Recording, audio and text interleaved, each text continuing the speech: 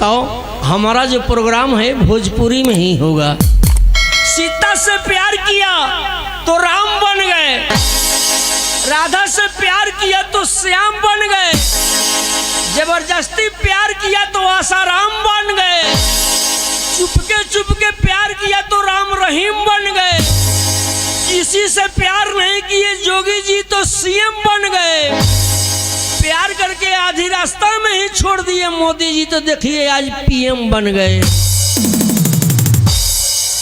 हमने के मेहरारू के जाल में फसल बनी से भैया, यह नाच में सर्विस पकड़ ले बनी से। बोली आए लगे राजेश शर्मा जी की तरफ से 20 रुपया आइल बा, कहल गई बा जे सागर में गागर बहा देला उहे नु हिया ह, जे सागर में गागर बहा देला उहे नु हिया ह, जे अपने जर के दूसरा के मोजोड़ देला उहे नु दिया ह। जी चलत में तो हाथ सब कोई पकड़ लेला, लेकिन जे पकड़ के निभावेला उहे नु असली पिया है। आई हमारा पूरा पार्टी की तरफ से लाख लाख शुक्रिया और धन्यवाद बा। आई भैया तक कहते नहीं हमने के पत्नी के जाल में फंस गए में से बिया है एगो ऐसा चीज बा, बनारस के लड्डू बा, जेकर भइल बा वो पछताता और जेकर नहीं के भइल तो साहब मोबाइल लेके बेचैन बा। अगर आ गई लो पहुना लो देखे गार्जियन मांग देता 10 लाख से 1 रुपया कम ना होगी तो लड़की वाला लौट के चल जाता, खाली फॉर्मेलिटी अदा करे लोग होते तो मोबाइल पे एकदम तय रहता लड़का लड़की के, तो चल जाता लोग घर है तो लौट के चल जाता तो लड़के लोग डिब्बा में पानी उठाता, शौचालय में नहीं गए जात, पैखाना करे के बहाने खाली बतियावे खातिर सरेह पकड़ता लोग और डिब्बा आगे धरे तो लोग पैंट खोल के बड़ी तरह मोबाइल कान तर कतल। तब क्या हुआ है आपके गार्जियन क्यों लौट कर चले गए हैं? तो उनसे लड़की बोलता रही कि क्या होगा, नहीं होगा शादी, आपके पिताजी जो है 10 लाख मांग रहे हैं। लड़के जनता क्या कहता सरवा बुढ़ा पगला गई बा, अबे माई से कहतनी कम कराओ तनी 10 लाख ना देवे परी 5 लाख दिए। तो उनसे लड़की कहते हमारे पास 5 लाख भी नहीं है, तो कहते कोनो बात नहीं के नहीं कहता फ्री में हुई 5 कट्ठा भले सरवा खेत बेची बुढ़वा कि बिया फ्री में हुई, लगता मोबाइल से बात हो गए तो ध्यान मोबाइल से बात हो जाता है, तब मोबाइल हटाओ तो लोग कांतर से तो नीचे ध्यान देता तो जा 200 ग्राम नहीं है एकदम खलिए वह ध्यान बा मोबाइल पर तेने जोड़ लगबे न करी तो निकले केंगनी है एक बेर हुमचाओ जोड़ मारा तो 0 वाट के बॉल खानी भक दे बिग दे। और तब गार्जियन से कहते देखी ना बाबू सिर खानी हो गई तू को तेरे बतियाओ खाली मोबाइल पर लगा रहो वही ना तका हो कि हम का करी, दिन भर बतियाओ तो कौना चिंता में बढ़ेगी तार पैखाना सूख जाता है। गार्जियन खिसियाते रहे का बनारस के लड्डू हो गई बा, जेकर भइल बा वो पछताता, जेकर नहीं के भइल वो पछताते भैया। देखिए हम के यूपी बिहार के मातृभाषा भोजपुरी है, लेकिन एक के बिगाड़ते बिगाड़ते बड़ा हमने के भोजपुरा बना दिले बनी सन, वही में हिंदी वही में भोजपुरी जगह दे के अंग्रेजी बढ़िया से घुसा दहल जाता। ऐसे निमन निमन पढ़ा लिखा आदमी से पूछ दी मोबाइल का नंबर कितना है तो सर दे कहते लिखना 930091। जब दोनों बगल हिंदी बोल रही तो बीच में 00 अंग्रेजी के नहीं से घुस गई, वहाँ होके के चाहिए सुन सुन तब न जाके शुद्ध होगी। देखिए भैया भोजपुरी एक ऐसा महत्वपूर्ण समृद्ध भाषा है कि जब ज़्यादा ना बोले के पड़ेगा कमे बोलने से काम चल जाएगा। ऐसे बता रहे मैंने मात्र 2 सेकेंड में कहीं 50 गो लड़का लोग के बहाली होखे वाला रहे और लाइन में 500 लड़का लोग खड़ा हो गए रहे और ज़्यादा बोले लो। जब अधिकारी लोग परेशान हो गए तो बाहर लेके टांग दल कि आप लोग कम से कम शब्द का प्रयोग करें, मतलब थोड़ा थोड़ा बोले।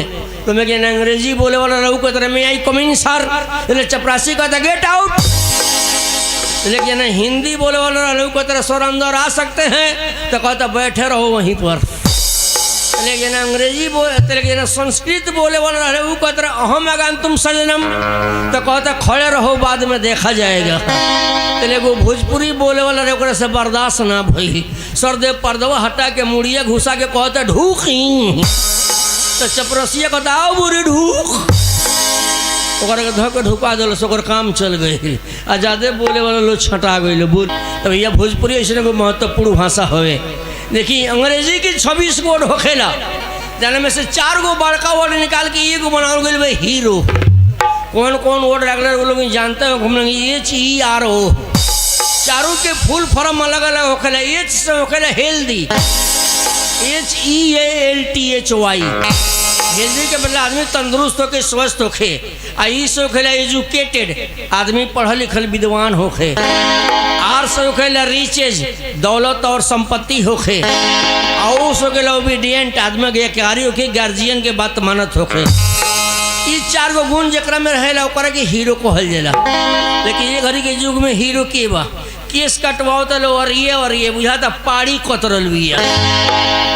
अब बीचे में हे पर छोड़े तले बुझाता फूल को भी हवे। आ जीन्स के पैंट पहने तले घड़ी रफ जीन्स बोलता है। 75 जगह बुझाता पीछ पर के पटक के टंगड़ी धर के मुखड़िया घिसिया दिले आधा उधिया गई रहता। एकरा के नीचे से टूंग के हिया ले रख दल नीचे से ठेहुना पर ले और ऊपर से कर बेल्ट रहता हिया ले।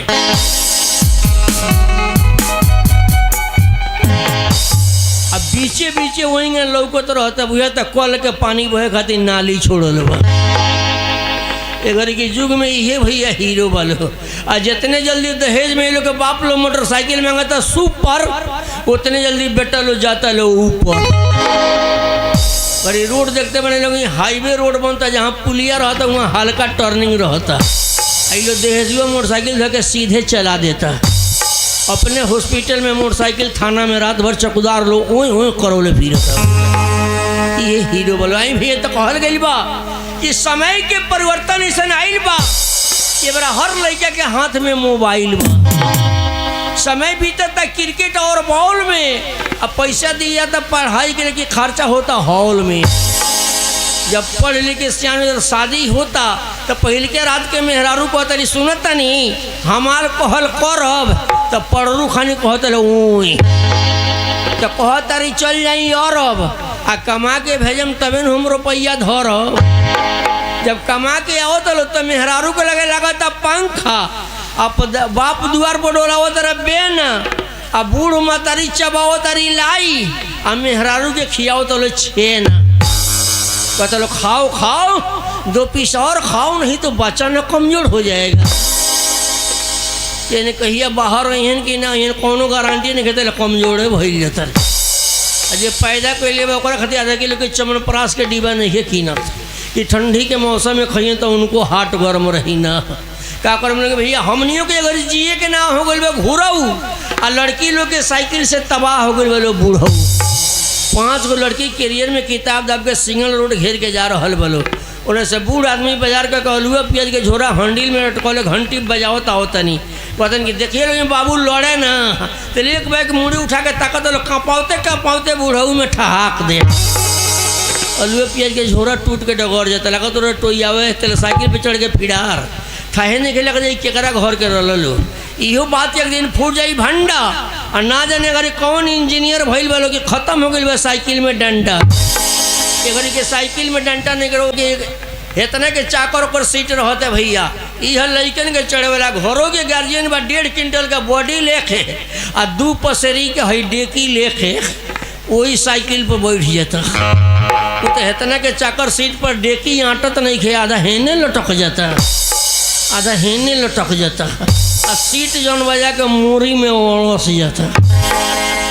जितने पाउडिल मारता उतने मोरी के चमड़ाई बढ़ल जाता। वो तो रगड़ता धके छील लेता तब कहते लो बड़ा हार्ड बारे ये तो सरवा मुरिए में छील रहा अड़सल बा मोरी में तो छीली मुड़िए में छीली। लेकिन ये बात सही बा कि अगर खत्म हो गई बा रोड पर के गर्दा आ संगही औरतों लोग के चेहरा पर से हट गई बा पर्दा। देख लो 10 साल 5 साल पहले शादी ब्याह में माई बहन लो मुड़ी पर आँचर धके जाई या गीत गावत रह सुनिए शिवा के दोहाई अगाई के गोमरा महादेव आंगना होली पाई। आइए बड़ा के तरह गावत लो आँचर जौन बाटे मुड़ी पर जाते नहीं खे कान्हा पर गमछा खानी रहता। आई लोग गीत गावता के तरह 4 गो हीरोआ में निरहुआ एगो आइल बा आ टुकु टुकुर ताकता बुझाता सरवा पिटाइल बा। एगर के युग में भैया ये गीत चलल बा का करे लोग हमने कि एहू से पूरा आवेला बा दिन। आ छौड़ा तब परेशान कैले लगे बगले में हमने के सार उपट गई बा चीन। ई हर बरसात में कहेला वाटर बम भड़का देंगे कि कितना पनियल बा था ना लगेला। आ हमने के लड़का पाकिस्तान हवे ओकर हमने के बाप हैसन ना बाप बेटा के कोई झगड़ा छूटल बा ना छूटे जाता। बॉर्डर पर हमेशा तना तनी लागले रहेला। आई लोग एगो चुटकुला सुने ओकरा बाद में और स्वागत रोलेंगे करें हम। आई लोग एगो कोनो डॉक्टर साहब रहनी पटना से MBBS का काई रहनी आ वहाँ के क्लिनिक खोल कर रहे डॉक्टर लोग के लाइन में। तो सोचने की हमारे सब डॉक्टर से अलग भाषा रही तो बोर्ड पर लिखवा देने की कोई भी मरीज आए तो मोबाइल के भाषा में बात करें। एगो देहात के मरीज चल गई बोर्ड पढ़वे नहीं करे डायरेक्टर जाके कहता कि डॉक्टर साहब देखी ने बड़ा पेट झरता। तो डॉक्टर साहब डांट के बोलने की रे बेवकूफ बाहर जाओ और बोर्ड पर आओ कि क्या लिखा गया है। ना पढ़ रहे लौट के घरे चल गए चले दोसर मरीज आइल आवते बोर्ड पढ़स ऊपर लिखे रहे मोबाइल के भाषा में बात करे। यहू मरीज के पेटे में गड़बड़ी रहे तो पेटे में गड़बड़ी रहे तो लिखा रहे मोबाइल के भाषा में बात करते किधर जाके मोबाइल के भाषा में बोलता कि डॉक्टर साहब हमारे मोबाइल में वाइब्रेशन ज़्यादा बढ़ गया और हमारा रिंग टोन नहीं बज रहा है और इनकमिंग हो रहा है लेकिन आउट गोइंग नहीं हो रहा। तो डॉक्टर साहब दवाई लिखनी कहने कि जाओ जब ठीक हो जाना तो सुबह हमें आकर मिस कॉल मार देना। घरे गई बेचारा दवाई खिलस नीमन हो गई तेले बिहान भले करके मिस कॉल साहब छतिया दिले रहे बॉयलर मुर्गी खानी रोआ फोड़ दिले रहे। जाके देखा था तो डॉक्टर साहब के सेटर बंदे बा तो लेकर से बर्दाश्त ना भइल पैंट खोलता अब भैंस खानी 1.5 किलो मिस कॉल मारा था। जब डॉक्टर साहब बनी तो देखनी तो कहनी हो लगता है मरीज ठीक हो गया है मिस कॉल मार कर चला गया है। पता नहीं कंपाउंडर कुदार उठाओ और मिस कॉल को उठाकर बाउंड्री से बाहर फेंक दो। वो लगले उठाओ तो 1-6 में उठे जाऊ रहे 1.5 किलो मैंने घिसिया मिसिया के केहू तेरे बाउंड्री से बाहर कर दे।